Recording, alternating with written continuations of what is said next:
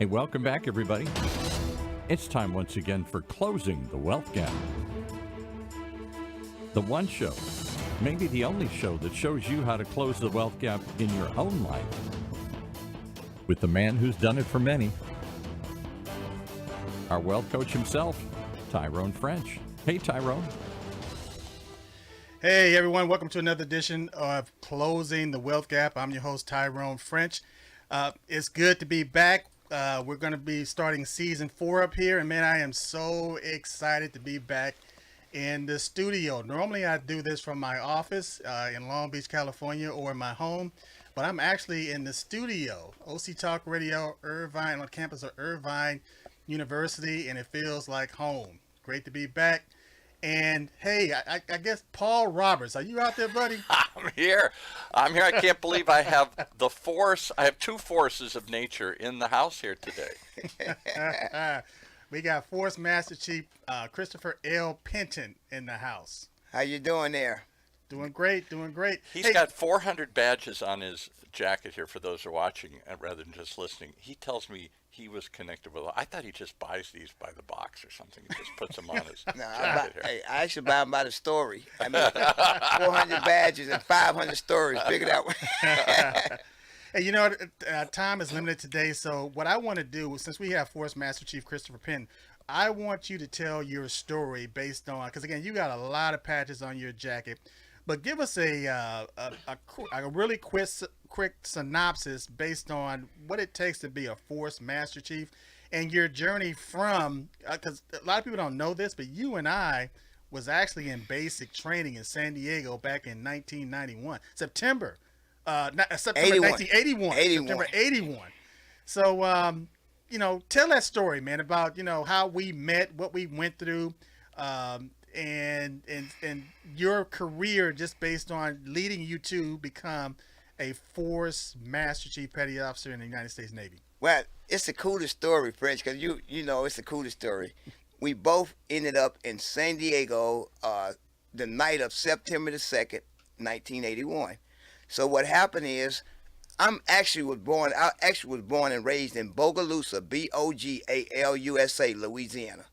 I'm gonna tell you how to get to Bogalusa. Bogalusa is 60 miles north of New Orleans. Okay. You have to be going to Bogalusa to get to Bogalusa. I mean, you just don't happen to end up there. No. So I was born in 1960 in Louisiana. Okay. So I didn't know my father my whole life. My father lived out in California. So when I graduated at 17, I came out to live with him. Okay. So I was living with him on 96th and Crenshaw, right in front of Reverend Price First Church at Hardy, that intersection right there. Yes. So my father had a business. Okay, you got to really listen to the words. He had a business. His business was cleaning parking lots. You know, when the parking lots closed, he had these trucks that comes in and with the big vacuum and all that. Yeah. So he had went to Hawthorne Mall. I had went to Hawthorne Mall with him in July of 1981. Okay. And he had got a contract to clean the mall. So on our way home, he was telling the guy, we went in there, he had a blaze on and a tie and a briefcase. I'm saying, what's in that briefcase? I've never seen you with a briefcase. So we go there and he get a contract to come clean the parking lot. Okay. Because he say he got 3 trucks and the capacity to clean up. So we go there. The next day, we go there to clean up the parking lot. And we get out. So you telling me cleaning up parking lots drove you into the Navy? Yes. Literally drove me into the Navy. Okay. So we went by there and we was cleaning up. So the first day, the truck wasn't there. The second weekend we went, I'm like, hey, you know, this is becoming routine. Where's the trucks? He said, well, let's get one thing straight. First of all, I don't have no trucks. I said, well, how are we going to clean this mall parking lot? He said, me and you, some brooms, dustpan, and garbage bag. I said, okay, I did that for about 2 weeks. And I was driving home. Here go the driving part. Okay. I was driving home down Vermont and Manchester. Okay. And it was a recruiting station. I remember that recruiting on that station. corner. Yes. And there was a sign there with Uncle Sam pointing directly at me and say, Uncle Sam wants you. And I said to myself, oh no, not as bad as I want you. That was on a Wednesday. Thursday, I took the test. Friday, I went down to MAPS and took the physical. And Monday, I was on a bus from LA to San Diego. Wow. That quick. Wow. Now you got to realize I had a Louisiana education. Now people don't know this, but I scored 18 on the AFQT. And I'm going to tell you why I scored. First of all, I didn't know that the test had that much. Well, first of all, a lot of our listeners don't know what the AFQT is. They don't know what the score is. Okay. What that means is that if you're scored between 1 to 10, you're grading something from a 1 to 10 level or a scale. An 18 on AFQT is about a 3. Yeah. Or we can put it down like this. If the test score is 100, I scored an 18 out of the percentage. Right. Yes. So that means I didn't really qualify. I don't think I qualified to do in the Navy would get out to recruit a car. Right. And do anything they wanted me to do. So they were bringing in 125,000 people a year that year I joined. So I benefit from that because they were trying to go to a 500 fleet. Okay. Okay. So I didn't qualify for anything. I came into the E1. Okay. Because I didn't come in as anything, I had an opportunity to find a rate I really wanted to get into. Right. So I went from E1, non-designated, to E5 in 2 years. Wow. Then I made E5. I went from E5 to E6. I had 7 years in the Navy. I was a first class at 5 years. Well, so just to give some historical background, normally it takes about 8-9 years to do what you just did. Yeah. In 5 years. Yeah. And then the other part of that is I made chief in 7.5 years. Some people do 20 years and don't make chief. I did it in 7 years, and I made senior chief not the first time up. I made senior chief the second time up with 12 years in. Wow. And I was a master chief with 15.5. But I scored an 8. Now, don't take away from I scored an 18 to get in, right. which was like the lowest score you could ever score. Right. To get in. They say you don't qualify. No, you're not going to be now. You're going to be a menace to me. Wow. But I went from E1 to E9 in 15.5 years. Wow. And I was a master chief, the highest rank, for 14.5 years. I was the command master chief of the USS Nimitz.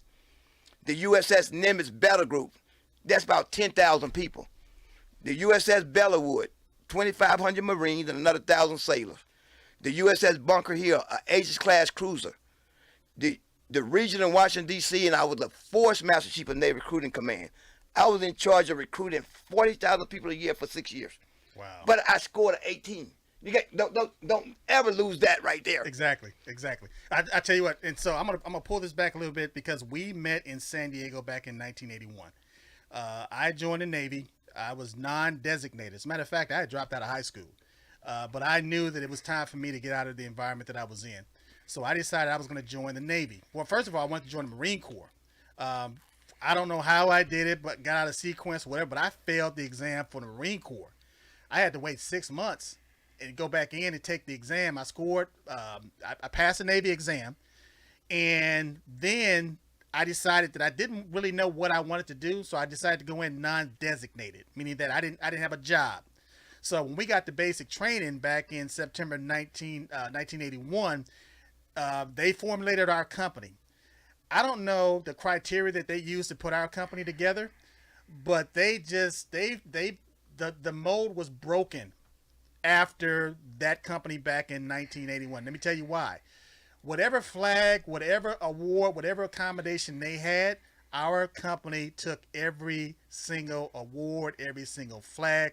And that's why I'm able to sit here right now and talk to my good friend Chistopher Penton, because there were so many leaders in that company that to this day, I don't think that record's been broken in San Diego.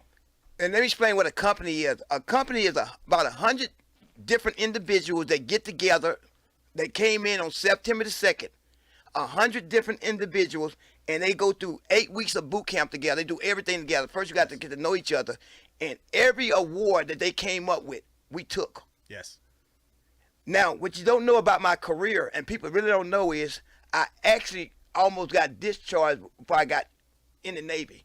What happened is that weekend I had a toothache. Okay. Before I went to boot camp. Yes. And my stepmom said, well, it don't make no sense for you to go spend money on a dentist because you're getting ready to go to boot camp on Monday. They're going to pull. Right. So I said, but take this Tylenol. Okay. I said, okay, I took it. The Tylenol had codeine in it. So I actually popped positive. Wow. I actually popped positive, but it was so low. But my stepmom was an engineer at Hughes Aircraft from Arkansas. This is what she wrote. To whom it concerned, if you can find in your heart to keep this young man in the Navy, I promise you, he gonna do good things. They read that, kept me in the Navy. So the moral of the story is my ship sunk at the pier. Wow. But because I had enough cans in the boat, I bailed the water out. Wow. Well, you know what? Again, what I want to talk about today, because you and I, you know, we've been all over the world. We traveled all over the world. We've seen things. But as two young men going into the military and then getting a paycheck, first of all, getting 3 hots and a cot. I mean, getting 3 meals. You got a place to live. You got somebody telling you what to do, how to do it, when to be there, where to be. You didn't have to think a lot. And all of a sudden, now you're getting a paycheck every 2 weeks from people that really weren't used to getting a consistent paycheck. And I've seen it time and time and time again where a lot of these guys, again, they would graduate from basic training. They'd go to their first command. They got this money, and the first thing they started doing was just blowing their money.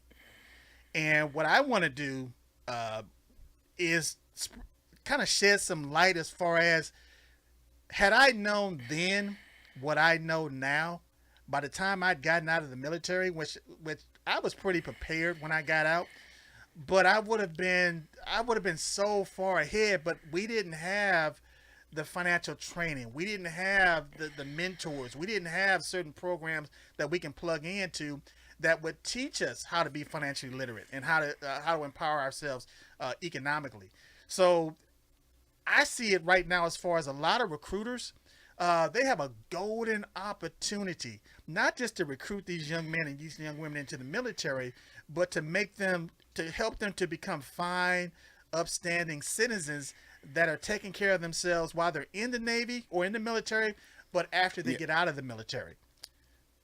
So speak to that a little bit. And another good thing is, what people don't realize about the recruiting world is 82% of the people that walk through the recruiter doors does not qualify to be in the military because of either health, too much finances, tattoos, or whatever. Okay. So now you talk about what?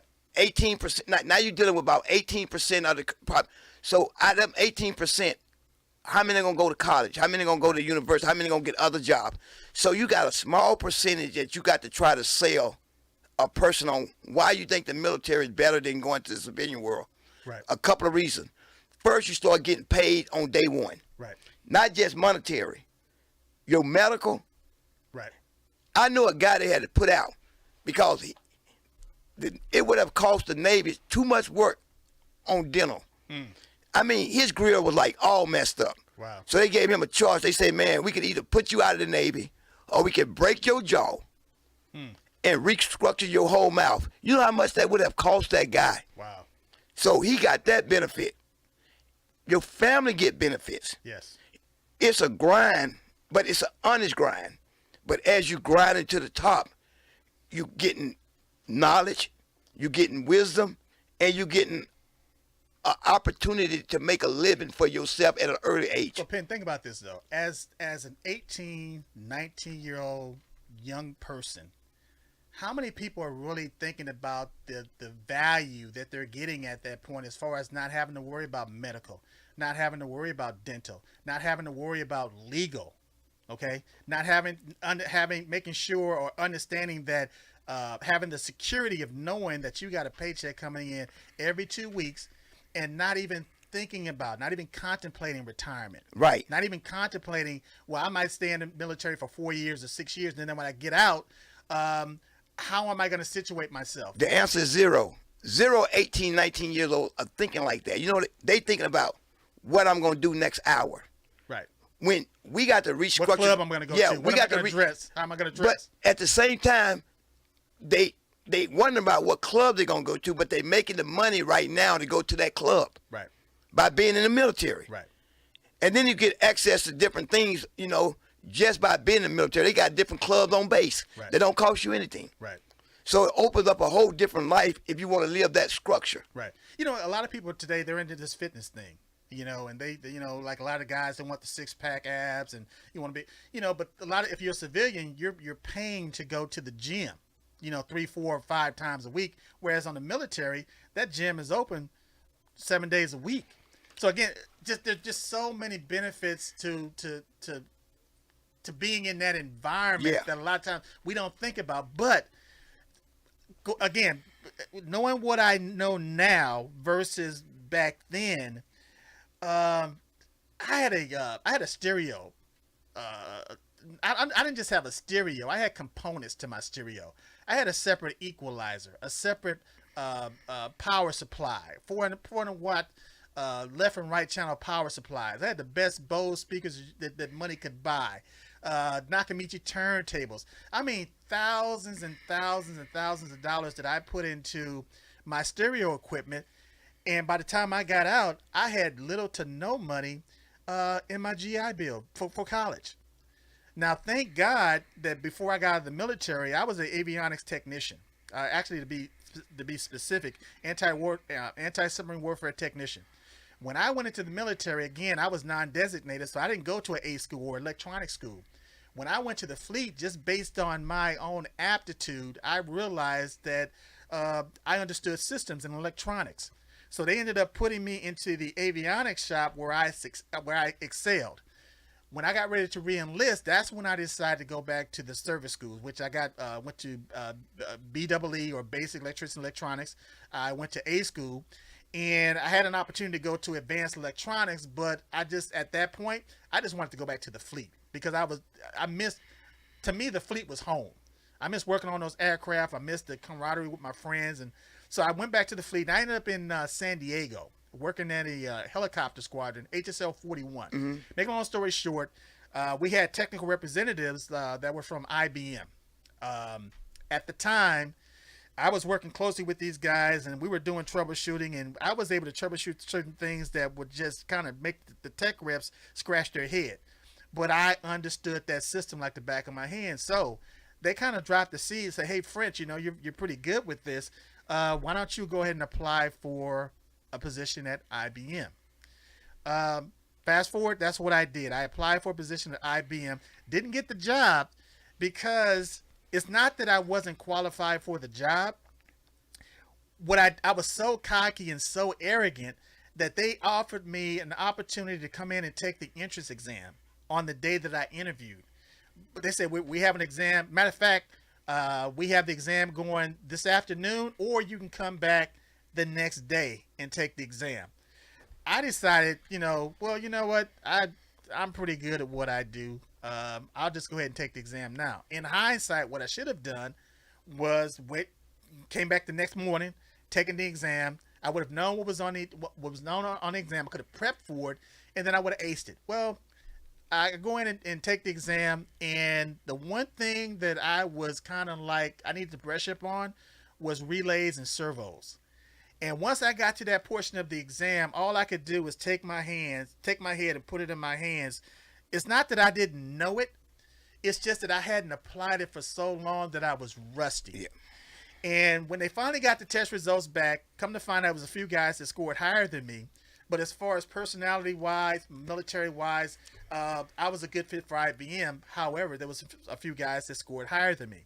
They said, what I can do, we don't want to just reject you outright. What we're going to do is just bring you back in a few months and have you test again. You blow that test out of the water, we'll get you a position at IBM. My thing was I wasn't prepared to be out of the military for 4 to 6 months without having income. Right. So what I ended up doing was going to Long Beach, California, to McDonnell Douglas. At this time, I had my stuff together. I had the right portfolio. I had my resume together. I was wearing the right suit, the right colors. Because when I went into IBM, man, I was wearing an Armani suit, a pinstripe Armani suit with a pinstripes for like maybe 3 inches thick. I looked great as far as if I was on a runway, modeling Armani suits. Yeah. But for an interview, it's like they say first impressions are lasting You impressions. was overdressed. I was overdressed for the interview. Yeah. So this time I kind of toned it down. I was wearing a dark blue suit for for McDonnell Douglas. I was wearing a nice conservative tie, a white shirt. I'm standing in that line with my black portfolio in my hand with my resume, and one of the managers from the inspectors from the MD80 line saw me, electrical inspector, manager, supervisor, asked me what I was there for. Told him who I was, my background in military. He pulled me out of the line, took me into the lobby of that job fair, and had me stand on the side where they were debating with these union stewards about where they're going to bring me in. The guy came back. He said, look, we can't bring you in grade 1, but what we're going to do is bring you in the top of grade 3. Meaning what they were telling me is that you got a job. We're going to bring you in. We're not going to pass on you. And as we were walking, going through and finishing up the paperwork, the guy was so impressed with my resume and how I conducted myself. It was my military bearing. That's what I was kind of like banking on. He said, we're going to bring you in as a electrical inspector. But what we want to do is put you on the floor. In 90 days, what we would like to do is promote you to quality assurance administrator. QA. And that's what happened. I worked as an electrical inspector for about 90 days, and again, quality assurance. And 90 days after that, I became a quality assurance administrator. So a lot of things lined up for me to be in that position. But it was my number one. What I really wanted to do was work for IBM. But like I said, I wasn't prepared financially to be without income for 4 to 6 months. And that's how I ended up with McDonnell Douglas. Yeah. Well, let me tell you what being a force master chief really means. Okay. Is in the Navy, in all branches, they have E9s. Right. In the Navy, they have E9, they master chief pet off. So you can stay in your rate and do that job, or you can go command master chief. Then when you become a command master chief, you have so many platforms, you could go force master chief. Now, they only have 14 force master chiefs in the Navy at any given time. Wow. You got your surface, air, special war, but all of them feed off of the recruiters. Okay. I was the first force master chief of Navy Recruiting Command. Okay. Navy Recruiting Command had been around forever, but they didn't have the right leadership to designate that to be a force master. They only had 13 force. I told them, if you want me to be in that job, you got to convert it to a force master chief job. I flew to Washington, D.C. to sit down with McPon Campbell and sat down with him and said, I'm coming to the Navy Recruiting. There was an abbreviation. What is Master Chief Petty Officer of the Navy, E10. Okay. And told him, if you want me to be the Command Master Chief of Navy Recruiting Command, you better upgrade it to a force, because nobody eats unless a recruiter put the meal on the table. Right. They upgrade it. Now, you could be a fleet master. Now, it's three. You could be a force master chief, which means you're in charge of a force, or you could be a fleet, which means Atlantic Fleet, Okay. Pacific Fleet. Or you be the Master Chief Petty Officer of the Navy, Master Chief Petty Officer of the Navy, McPon. I was nominated. People don't know this. I was nominated and interviewed 3 times for Fleet Master Chief, Pacific Fleet. I interviewed 3 times for Atlantic Fleet Master Chief. Wow. And I interviewed 3 times for the Master Chief Petty Officer of the Navy. Wow. 3 times. So let me do this. We're gonna cut to the chase here because our time is limited. There's a movie out that was done by PBS. It's called Carrier. And the reason I want to bring this up is because you were the Command Master Chief Petty Officer on the USS Nimitz.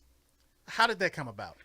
Well, they were searching. They wanted to do a reality show about the Navy in real life. Okay. So they were searching for a ship that was getting ready to go out to sea, that had the right leadership on board, because you got 5,500 people on board that ship and another 10,000 in the whole battle group. Okay. Any one incident can sink that captain or the admiral career.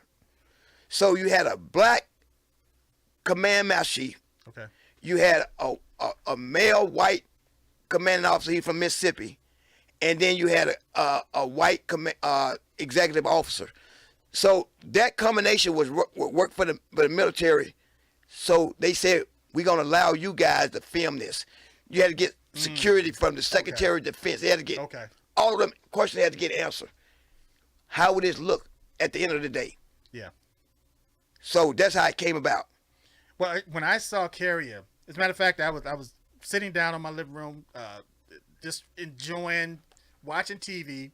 Ended up on PBS, and this program came up about Carrier. Then all of a sudden, I look and I see this Command Master Chief walking through the ship and barking at people. And I said, wow, that reminds me of Christopher L. Penton. Then all of a sudden I looked. It is. It is Penton.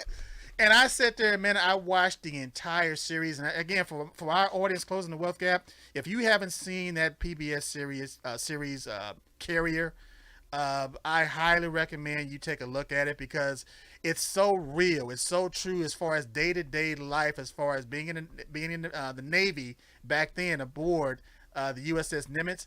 And it's a powerful story. I just think that everybody, if you're planning on going to the military, you should see it.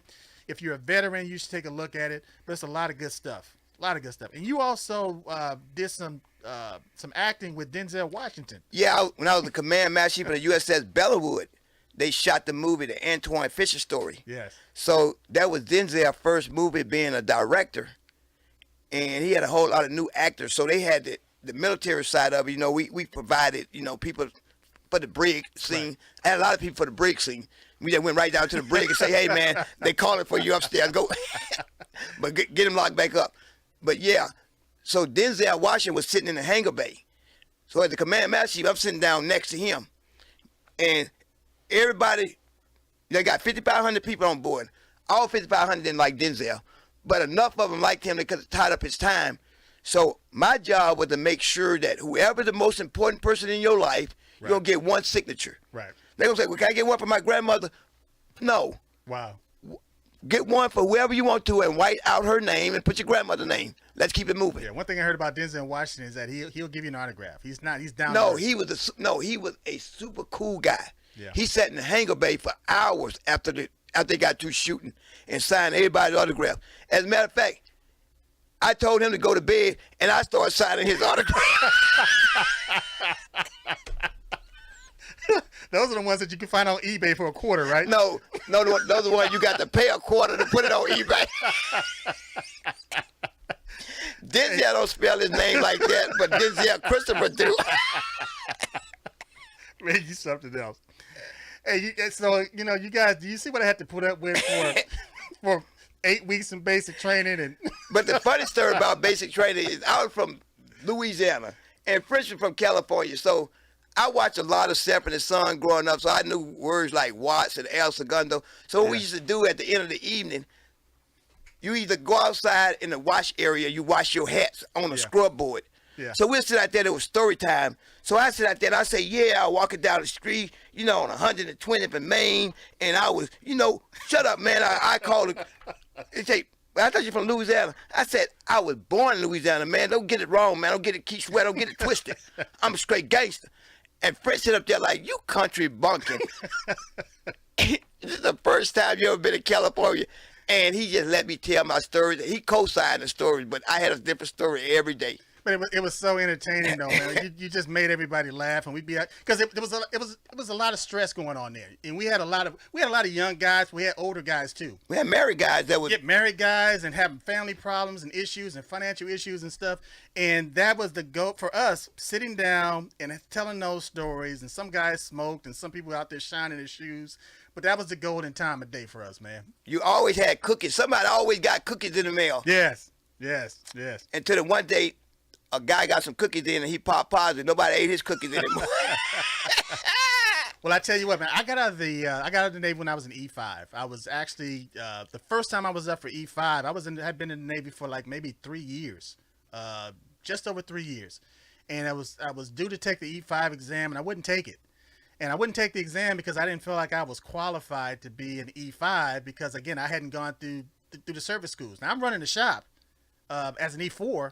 I can fix the plane, but I just didn't want to do it. So by the time I went and got to finish A school and everything, got back to the fleet, went in and took the E5 exam, passed it.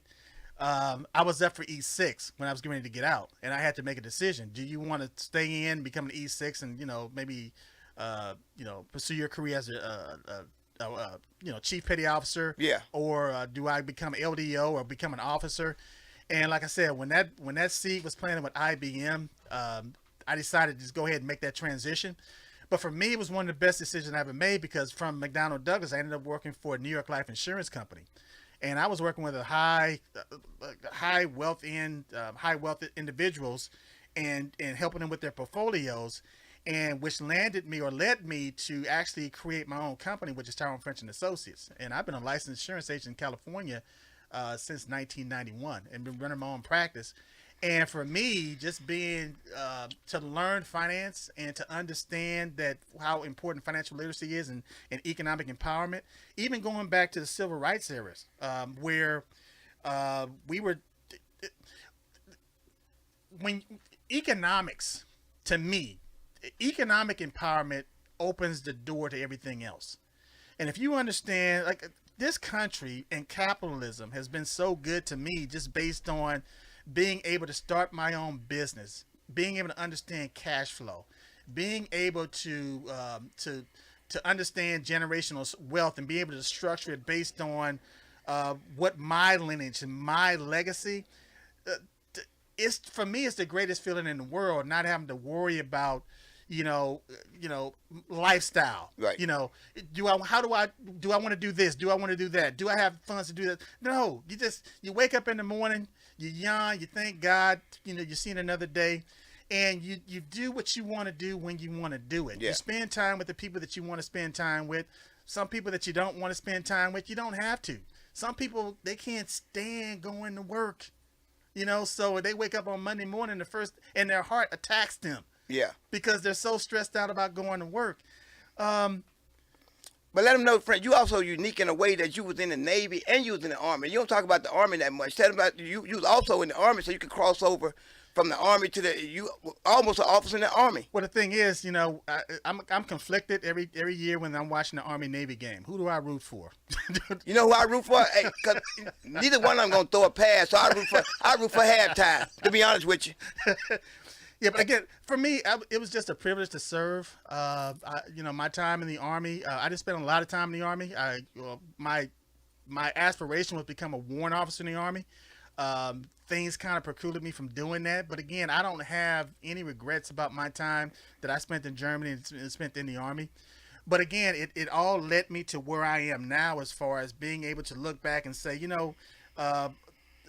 this country, the military, has helped me tremendously, and I just want to give back to a lot of these young men and women that join the armed forces, that really don't have a clue about their finances and how they want to live their lives. And just instead of being reactionary, I'd rather teach people how to be proactive.